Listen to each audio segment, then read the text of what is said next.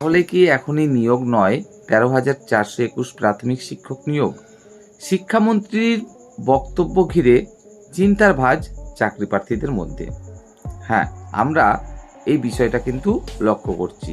যারা ব্যক্তিগতভাবে টাচে রয়েছেন তারা অনেকেই কিন্তু মেসেজ করছেন যে দাদা, শিক্ষামন্ত্রী যে বক্তব্য রাখছিলেন সেখানে তো তিনি বিশেষ শিক্ষক শিক্ষিকার যে নিয়োগের ব্যাপারটা সেটা তুলে ধরলেন।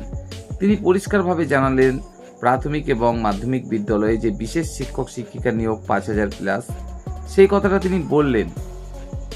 কিন্তু ১৩,৪২১ যে প্রাথমিক শিক্ষক নিয়োগের ইন্টারভিউ অলরেডি অনেকটা এগিয়ে গেছে, সেই নিয়োগটা সম্পর্কে তো কখনোই তিনি কিছু বলছেন না। তাহলে কি এখন নিয়োগটা হবে না? তাহলে কি এই নিয়োগটা আপাতত বাতিলের পর্যায়ে? তো সেই প্রসঙ্গেই আলোচনা করছি আজকের এই ভিডিওতে। দেখো, এই যে আমাদের নতুন সরকার এসছে, তা যে অনেক দিন হয়ে গেছে, অনেক পুরনো হয়ে গেছে তা কিন্তু একদম নয়। নতুন সরকার এসছে, নতুন মন্ত্রী এসছে, তাদের নিজের যে কাজ সেটা বুঝে নিতেও কিছুটা সময়ের প্রয়োজন, এবং ওনারা বুঝেও নিচ্ছেন, এবং বুঝে নেওয়ার পরে যে যে কাজগুলো করার প্রয়োজন রয়েছে সেগুলো একের পর এক শুরু করছেন। যেমন শিক্ষামন্ত্রীর প্রসঙ্গে যদি বলতে হয়, যেমন শিক্ষক শিক্ষিকা যারা রয়েছেন তাদের বদলির ব্যাপারটা নিয়ে তিনি চিন্তাভাবনা শুরু করে দিয়েছেন।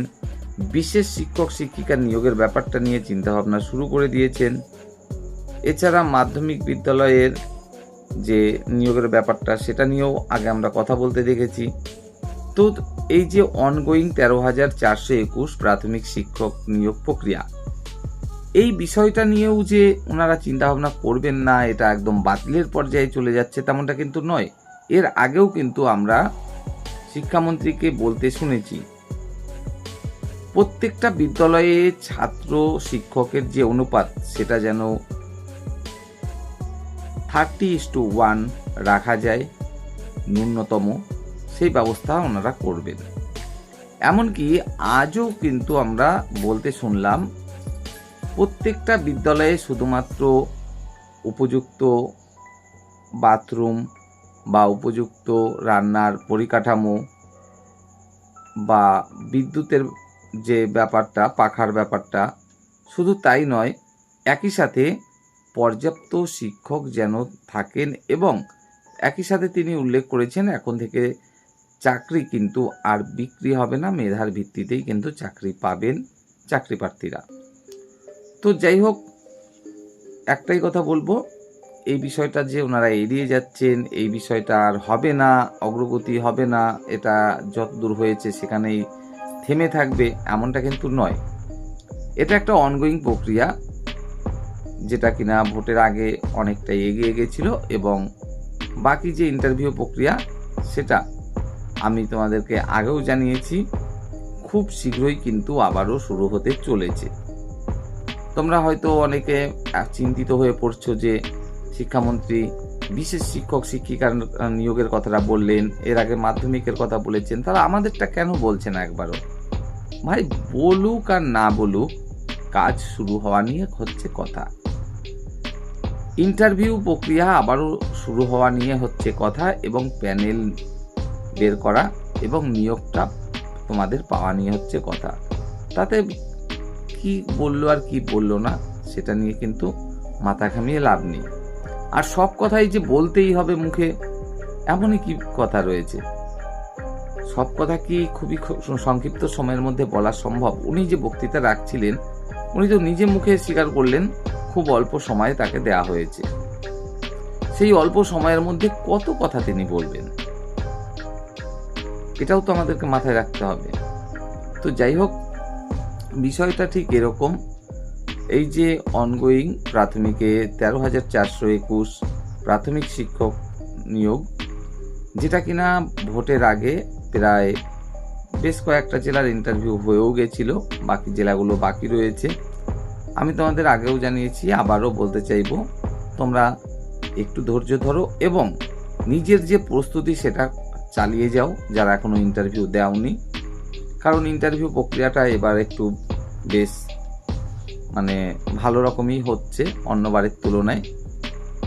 আর নতুন যখন সরকার এসছে, যেখানে দাঁড়িয়ে পরিষ্কারভাবে সরকার মানে সমস্ত কাজকর্ম করতে চাইছে, যেখানে দাঁড়িয়ে চাইছে না কোনো রকম ভুলভ্রান্তি ঘটুক, সেখানে দাঁড়িয়ে বাকি যারা ইন্টারভিউ এখনো দেবে তাদের যে ইন্টারভিউ প্রক্রিয়া আরও বেশি একটু মানে ভালো করে দেখে শুনে নেবে, সেটা কিন্তু বলার অপেক্ষা রাখে না।